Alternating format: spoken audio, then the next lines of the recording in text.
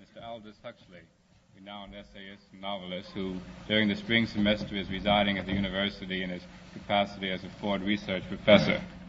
Mr. Huxley has recently returned from a conference at the Institute for the Study of Democratic Institutions in Santa Barbara, where the discussion focused on the development of new techniques by which to control and direct human behavior.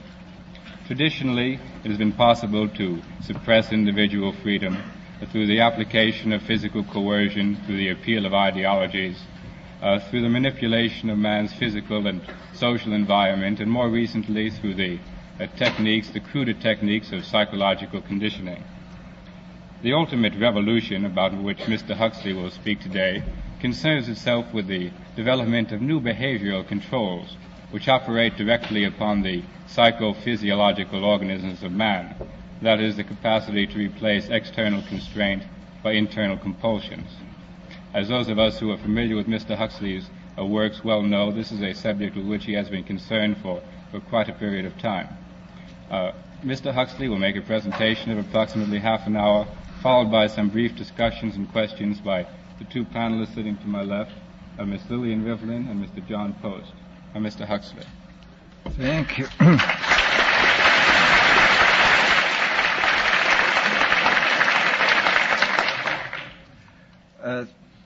First of all, I'd like to say that the conference at Santa Barbara was not directly concerned with the control of the mind. That was a conference, there have been two of them now at the University of California Medical Center in San Francisco, one this year, which I didn't attend, and one 2 years ago, where there was a considerable discussion on this subject. At Santa Barbara, we were talking about technology in general and the effects it's likely to have on society and the problems related to technological transplanting of technology into underdeveloped countries.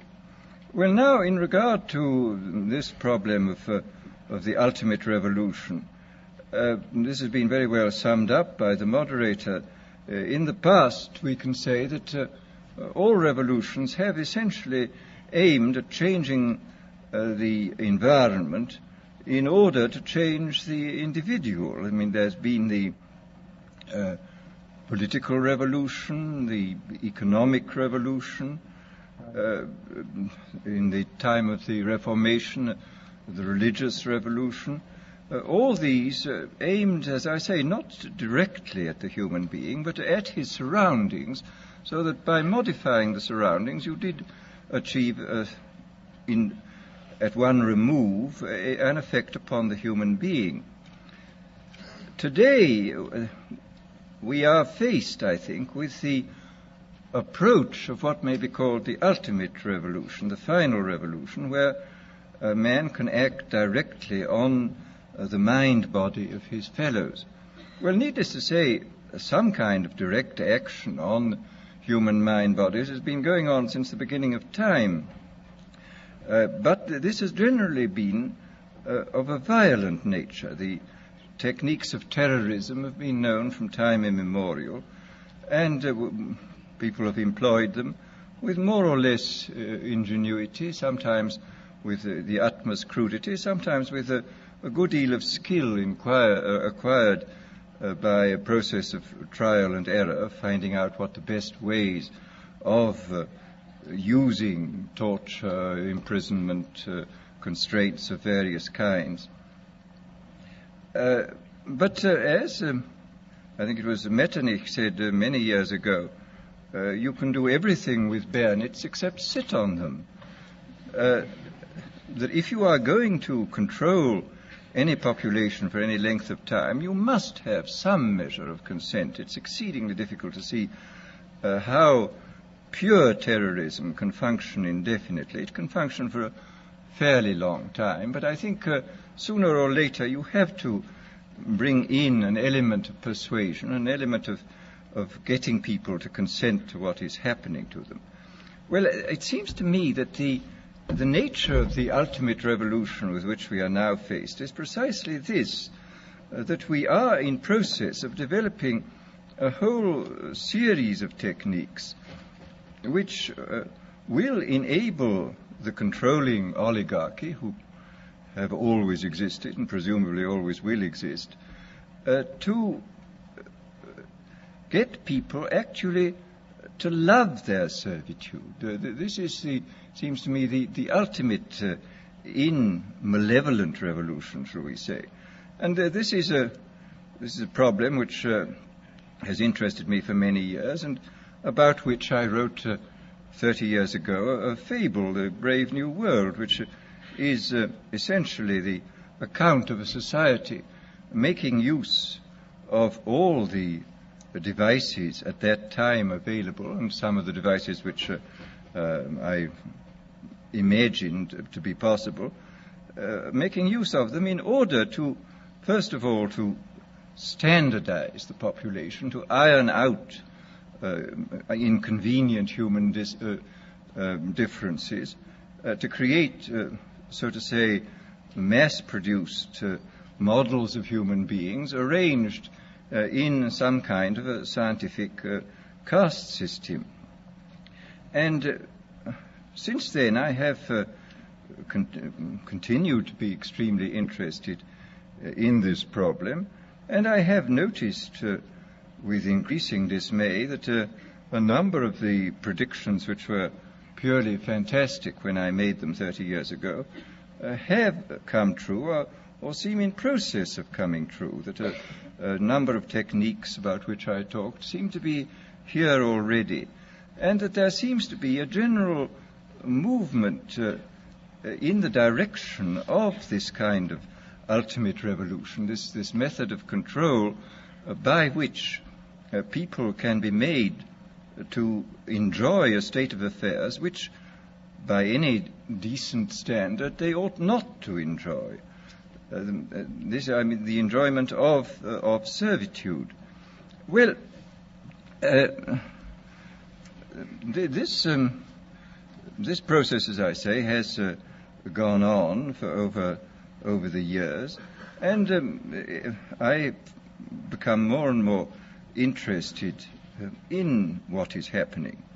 And here I would like briefly to compare the parable of Brave New World with another parable which was put forth more recently in George Orwell's book, 1984.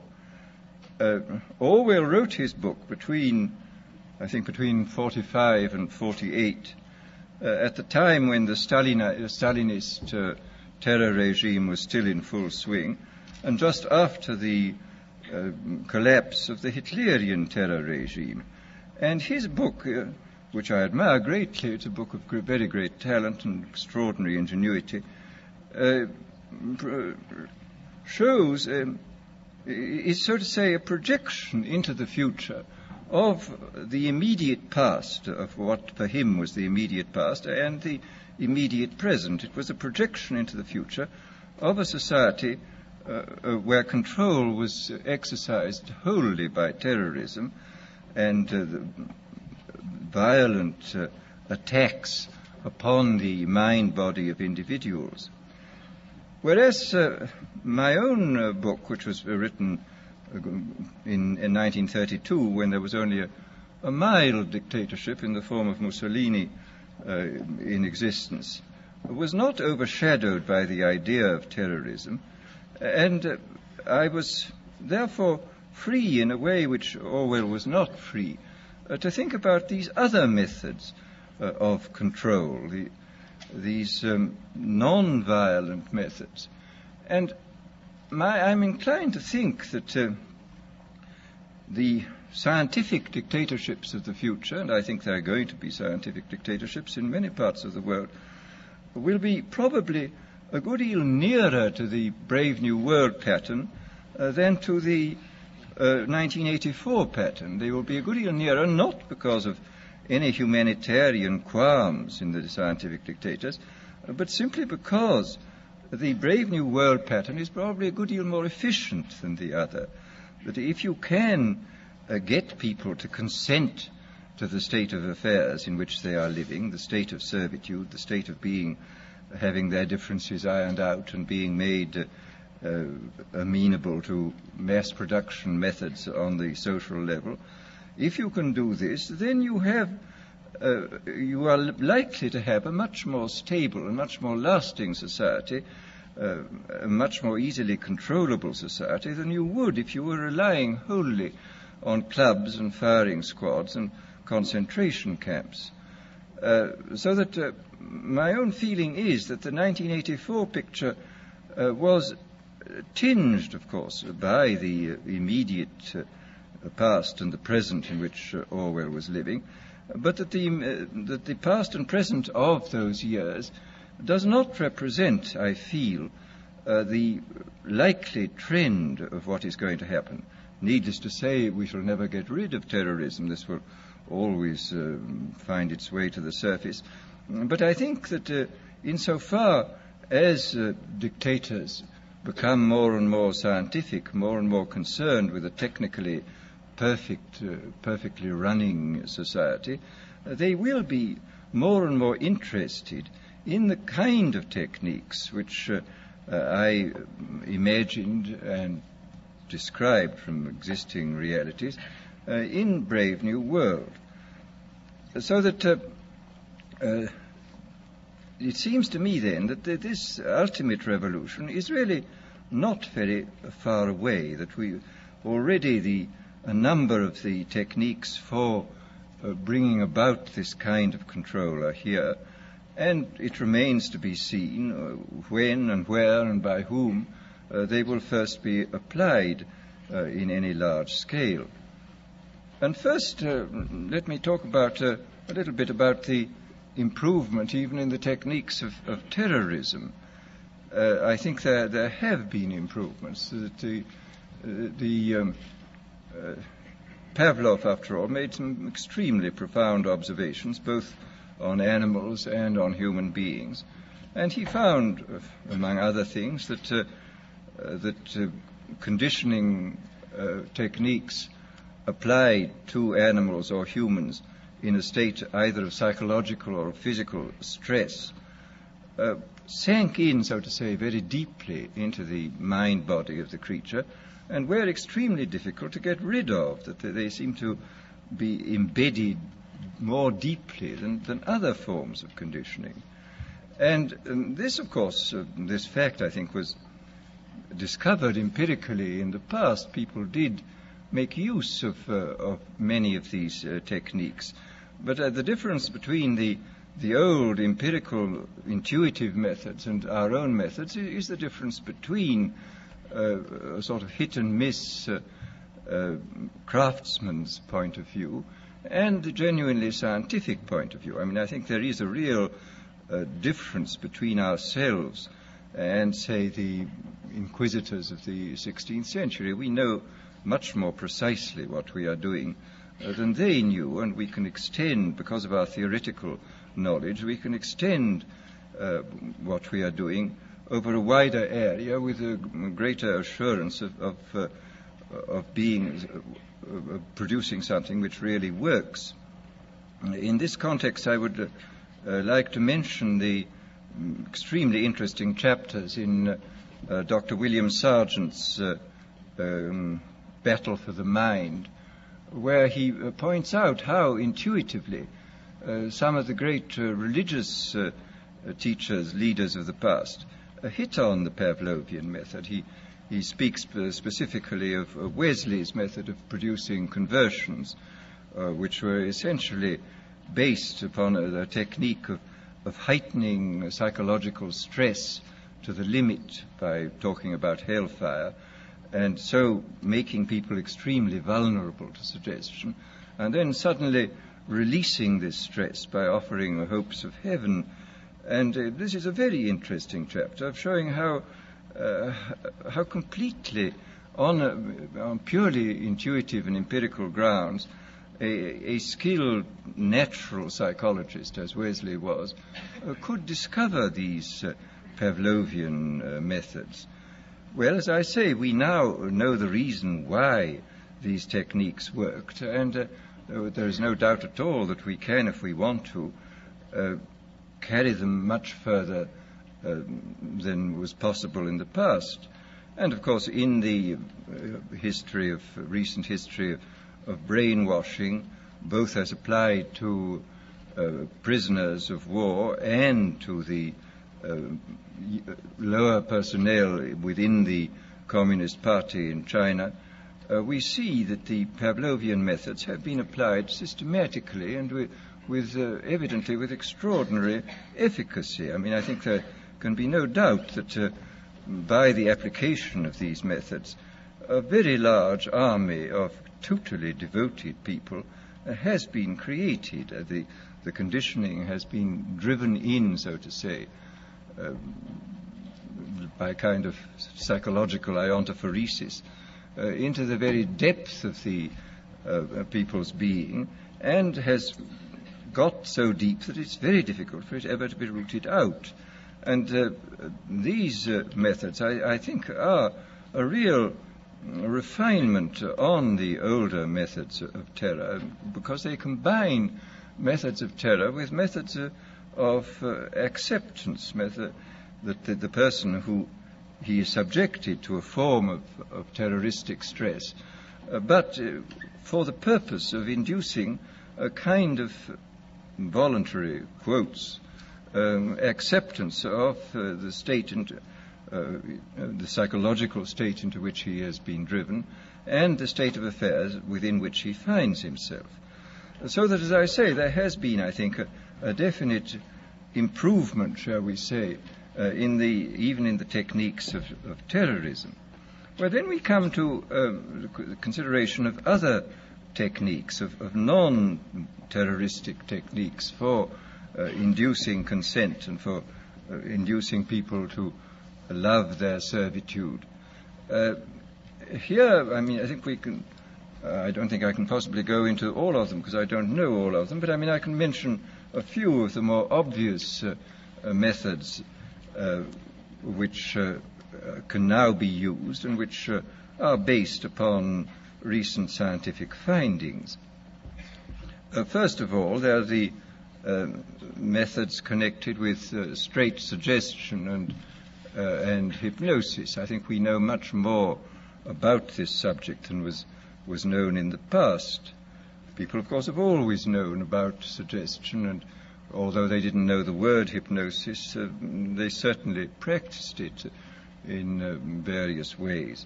But we have, I think, a much greater knowledge of the subject than in the past, and we can make use of our knowledge in ways which I think the past was probably never able to make use of it. For example, one of the things we now know for certain is that there is, of course, an enormous, I mean, this has been always known, a very great difference between individuals in regard to their suggestibility.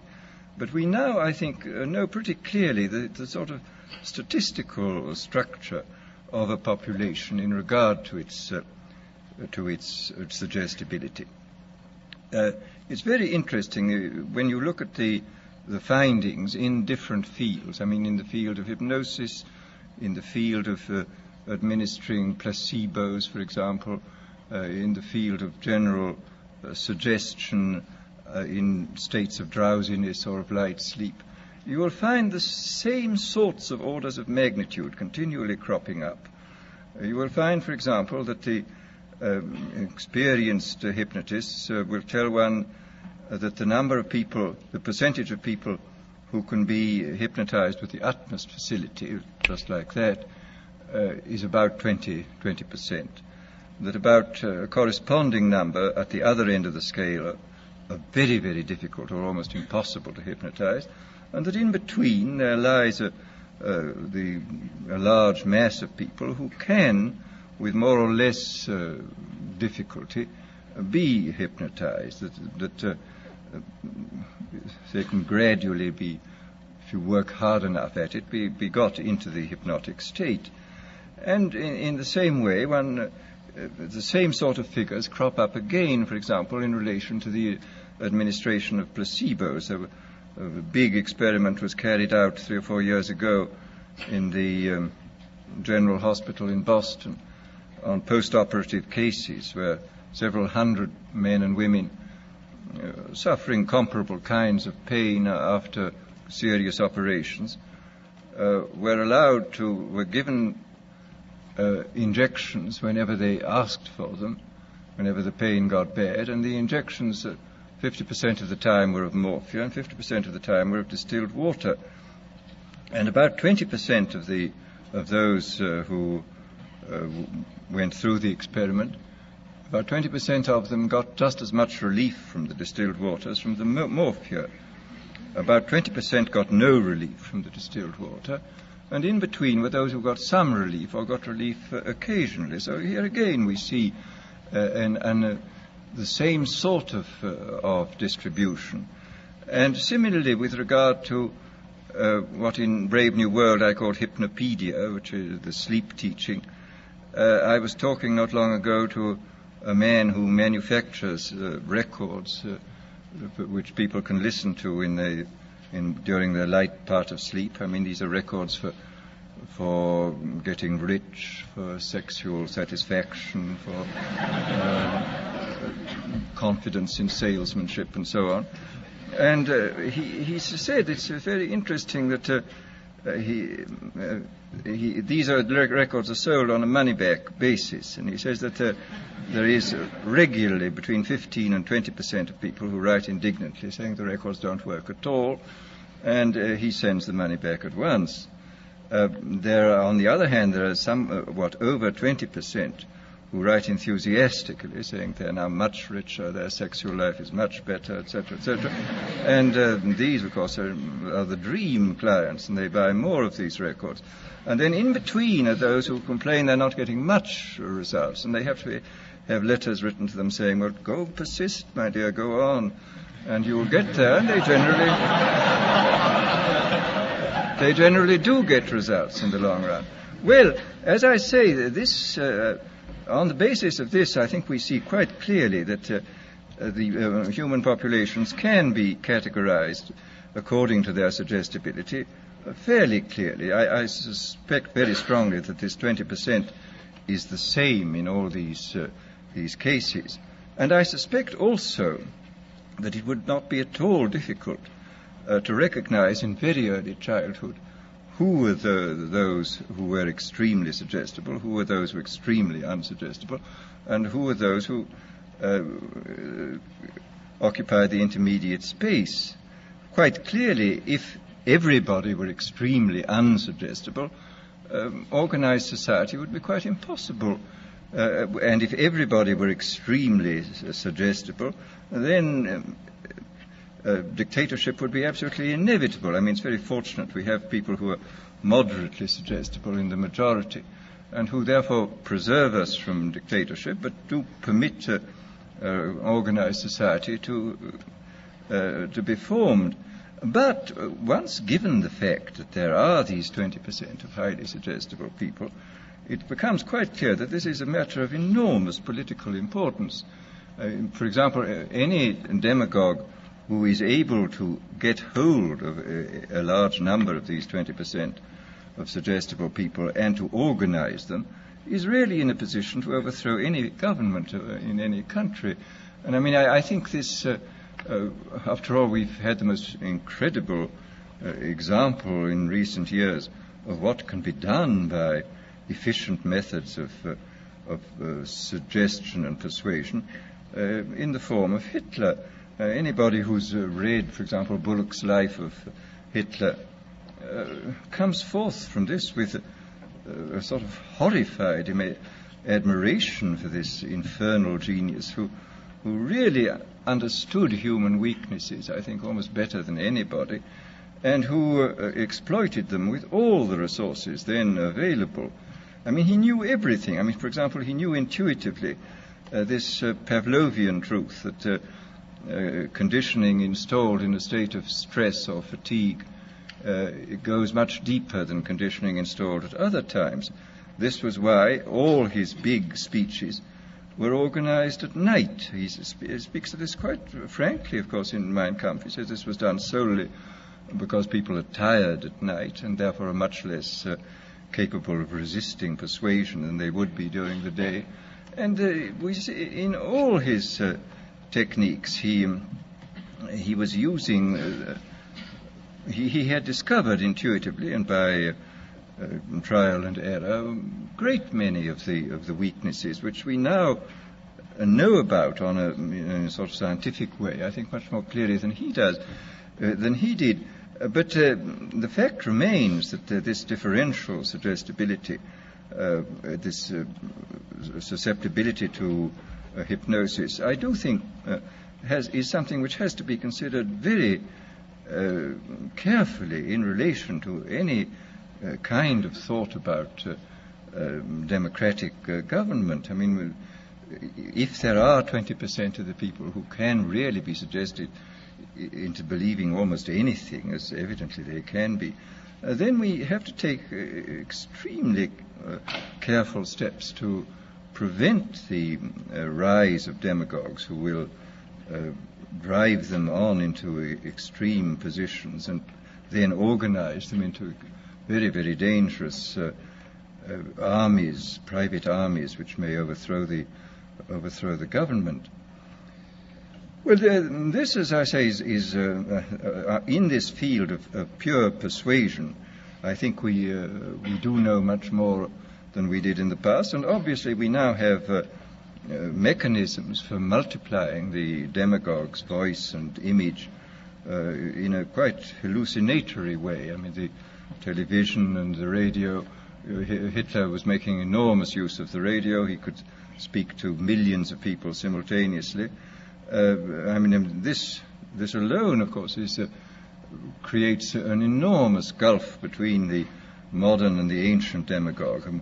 The ancient demagogue could only appeal to as many people as his voice could reach by the yelling at his utmost, but the modern demagogue can touch literally millions at a time, and of course with the multiplication of his image, he can produce this kind of hallucinatory effect, which is of enormous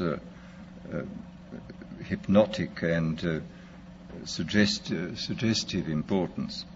But then there are various other methods which one can think of, which have, thank heaven, as yet not been used, but which obviously could be used. There is, for example, the pharmacological method. This was one of the things I talked about in Brave New World. I invented a hypothetical drug called soma, which of course could not exist as it stood there, because it was simultaneously a stimulant, a narcotic, and a hallucinogen, which seems unlikely in one substance. But the point is that if you applied several different substances, you could get almost all these results even now.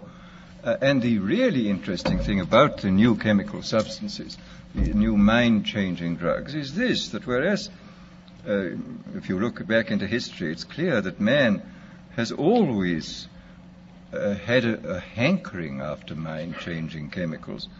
He has always desired to take holidays from himself.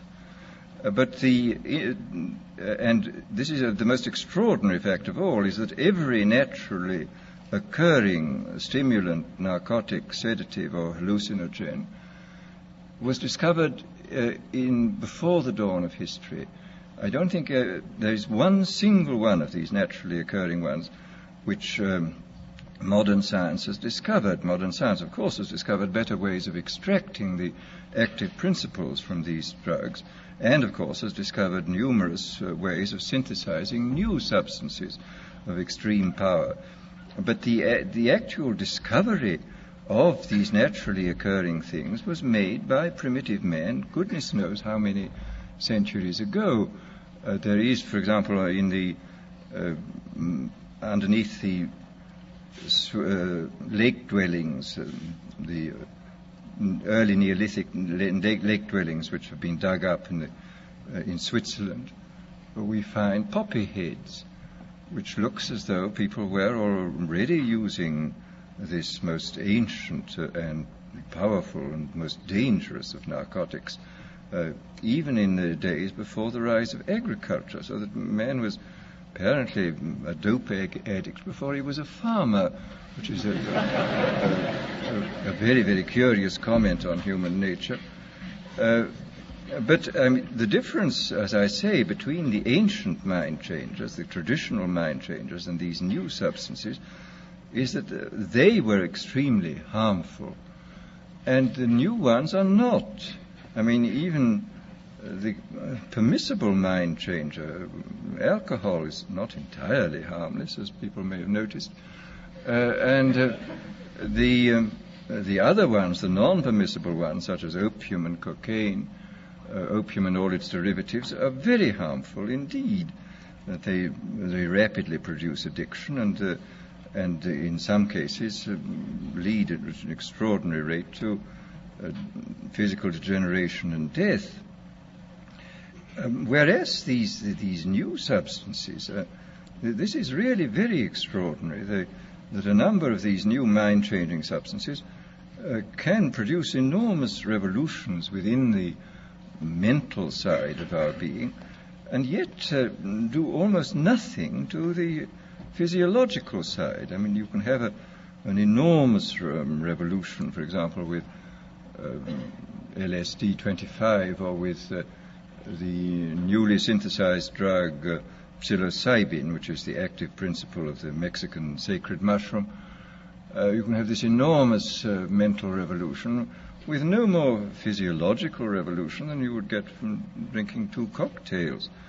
And this is really a most extraordinary fact. And it is, of course, true that pharmacologists are producing a great many wonder drugs, which where the cure is almost worse than the disease. Every year, new edition of medical textbooks contains a longer and longer chapter on what are called iatrogenic diseases, that is to say, diseases caused by doctors.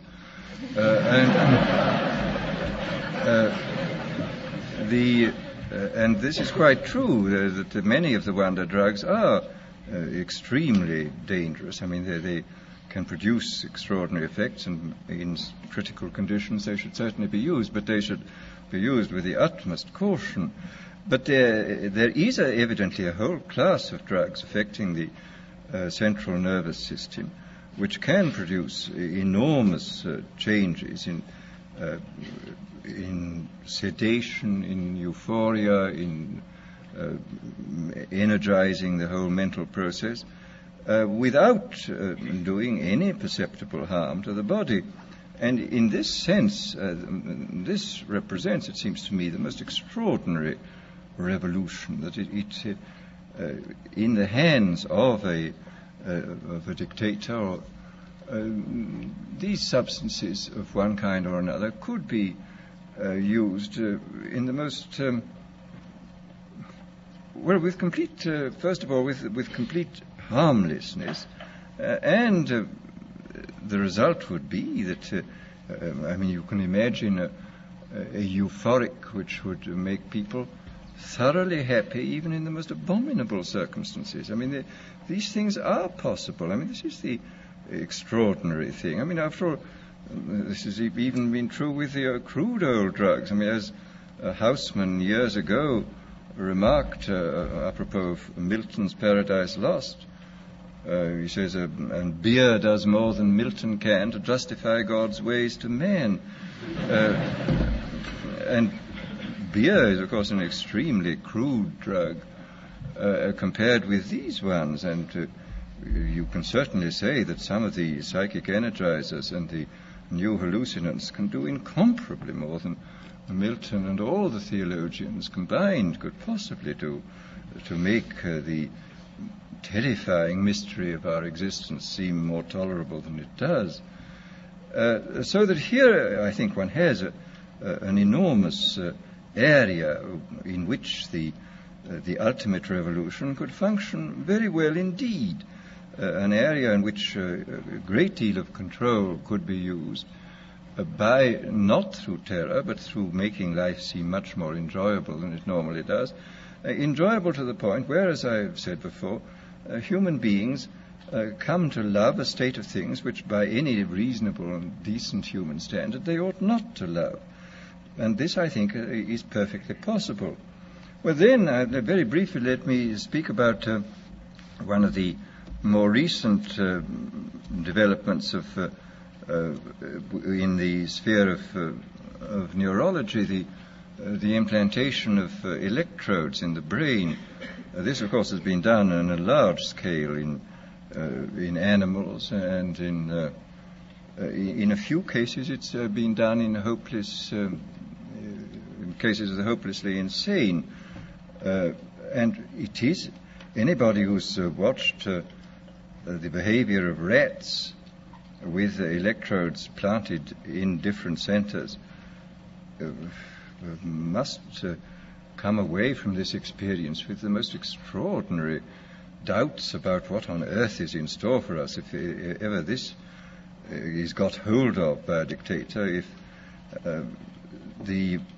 I saw not long ago some rats in Magoon's laboratory at UCLA. There were two sets of them, one with electrodes planted in a pleasure center. And these rats were, the technique was that they had a bar which they pressed and which turned on a very small current for a short space of time, which we had a wire connected with their electrode, and which stimulated this pleasure center, which was evidently absolutely ecstatic, because these rats were pressing the bar 18,000 times a day. Apparently, if you kept them from pressing the bar for a day, they would press the bar 36,000 times on the following day, and would fall till they fell down in complete exhaustion. And they would neither eat nor be interested in the opposite sex, and would just go on pressing this bar. Then the most extraordinary rats were those where the electrode was planted halfway between a pleasure and a pain center, and where evidently the result was a kind of mixture of the most wonderful ecstasy and being on the rack at the same time. And you would see the rat sort of looking at its bar and sort of saying, to be or not to be, that is the question. And finally would approach and do it, and then it would go back with this awful, if one can humanize or anthropomorphize, he was feeling something terribly mixed. And he would wait for quite a long time before pressing the bar again, but he would always press it again. This was the extraordinary thing. And I notice in this most recent issue of Scientific American, there's a very interesting article on electrodes in the brains of chickens, where the technique is very ingenious. You sink into their brains a little socket with a screw on it, and the electrode then can be screwed deeper and deeper into the brain stem, and you can test at any moment, according to the depth which goes in fractions of a millimeter, of what you're stimulating. And these creatures are not merely stimulated by wire. They're fitted with a miniaturized radio receiver weighing less than an ounce, which is attached to them, so that they can be communicated with at a distance. They can run about in the barnyard, and you can press the button, and this particular area of the brain to which the electrode's been screwed down to will be stimulated, and you will get these fantastic phenomena that a sleepy chicken will suddenly get up and rush about, or an active chicken will suddenly sit down and go to sleep, or a hen will suddenly start sitting as though it were hatching out an egg, or a rooster will start fighting, or will suddenly go into a state of extreme depression. The whole picture of the absolute control of the drives is terrifying. And in the few cases in which this has been done with very sick human beings, the effects are evidently very remarkable too. I was talking last summer in England to Gray Walter, who is the most eminent exponent of the electroencephalogram techniques in England, and he was telling me that he's seen hopeless inmates of asylums with these things in their heads, and that these people were suffering from uncontrollable depression, and they'd had the electrodes inserted into something resembling, evidently, the pleasure center of the rat. Anyhow, when they felt too bad, they just pressed a button on the battery in their pocket. And he said the result was fantastic. The mouse would go down, would suddenly turn up, and they would evidently feel, I don't know for how long at a time, very cheerful and happy. So that here again one sees the most extraordinary, revolutionary techniques which are now available to us. Now, I think what is obviously perfectly clear is that for the present these techniques are not being much used except in a purely experimental way. But I think it is extraordinarily important for us to realize, first of all, to realize what is happening, to make ourselves acquainted with what has already happened, and then to use a certain amount of imagination to extrapolate into the future the sort of things that might happen. I mean, what might happen if these fantastically powerful techniques were used by unscrupulous people in authority? What on earth would happen? What sort of society would we get? And I think this is peculiarly important because as one sees in looking back over history, we have allowed in the past all those advances in technology which have profoundly changed social and individual life. We have allowed them to take us by surprise. I mean, it seems to me that during the late 18th century and early 19th century, when the new machines were making possible the factory system, it was not beyond the wit of man to see to look at what was happening and to project into the future, and maybe to forestall the really dreadful consequences which plagued England and most of Western Europe and most of this country for about 50 or 60 years, the horrible abuses of the factory system. I mean, if a certain amount of forethought had been devoted to the problem at that time, if people had first of all found out what was happening and then used their imagination to see what might happen, and then had gone on to work out means by which the worst applications of the new techniques should not take place, then I think Western humanity might have been spared about 3 generations of utter misery which was imposed upon the poor at that time. And similarly with various technological advances now. I mean, it's quite clear we have to start thinking very, very hard about the problems of automation.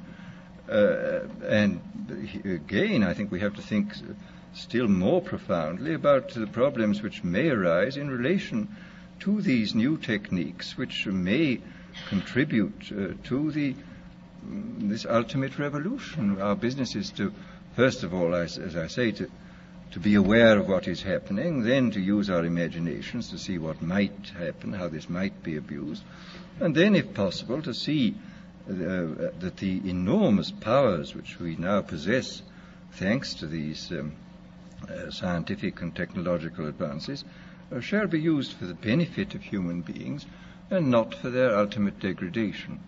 Thank you.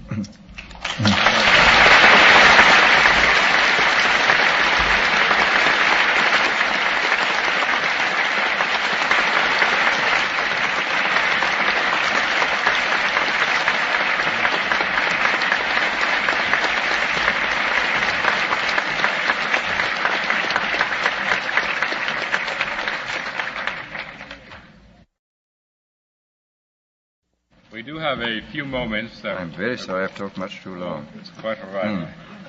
Just have a brief discussion, and those of you who are interested in staying and listening, I'm sure that it'll be well worthwhile.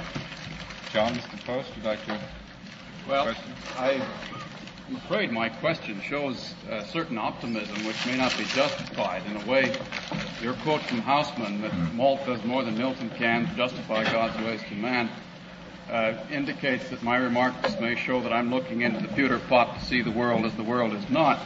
At any rate, I'm a bit worried about your picture, or the picture you paint, that the future may contain a number of monolithic scientific dictatorships, and that there may be a groundswell in this direction, a groundswell caused by the human tendency to seek pleasure where it can be found.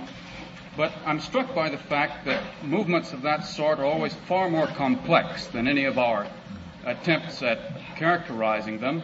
And I think that perhaps in this complexity lies a ray of hope, that the future may not contain such monolithic scientific dictatorships, and that the developments which we can expect in light of the various technological achievements you mentioned may not lead in the direction of scientific dictatorships in the way you indicate. That this may depend to a great extent upon the nature or the characteristics of the nations in which these results are first introduced.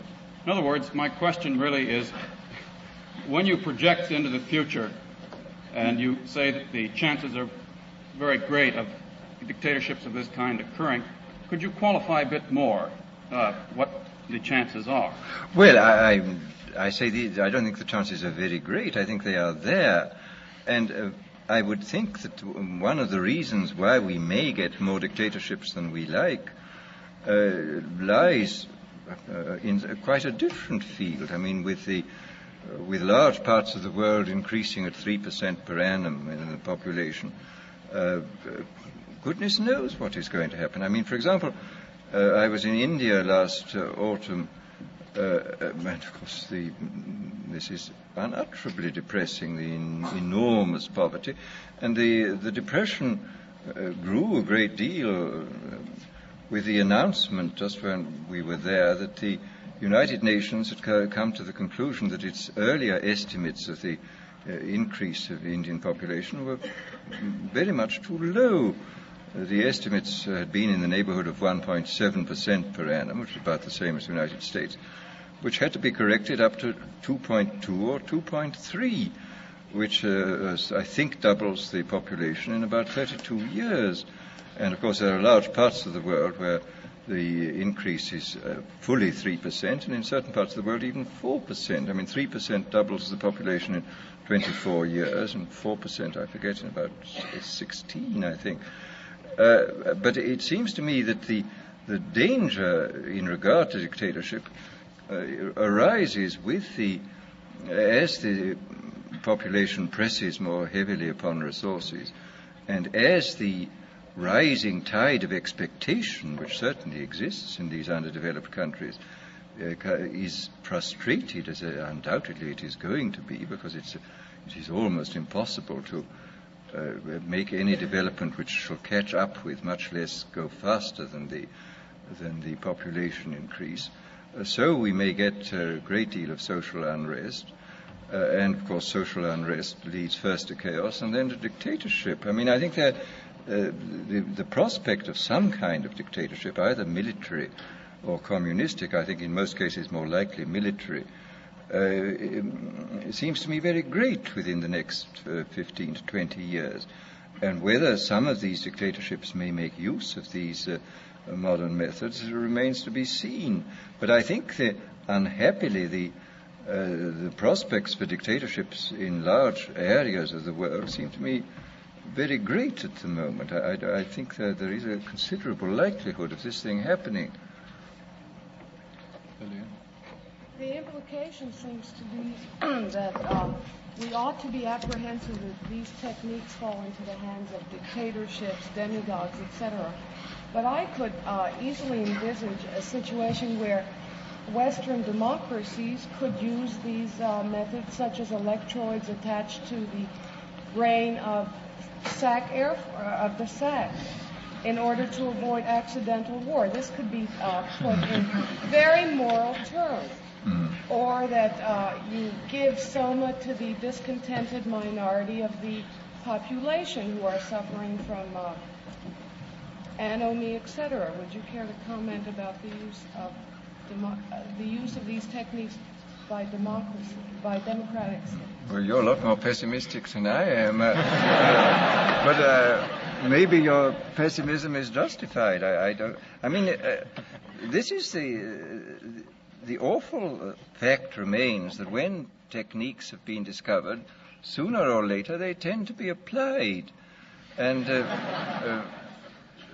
in these techniques, where the object of application is the human being, you're obviously up against the most dangerous situation. And what will be the temptation for those in power? I mean, after all, we pray regularly not to be led into temptation, and this is a very profound and important prayer. I mean, experience sadly shows that if we are tempted long enough and strongly enough, we almost invariably succumb, and that the whole process of setting up a decent society is essentially setting up a society in which temptations to abuse power and shall be reduced to a minimum.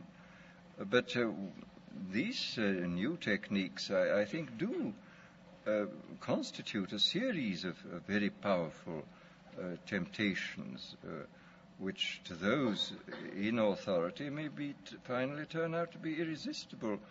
I hope not, but I think what you say is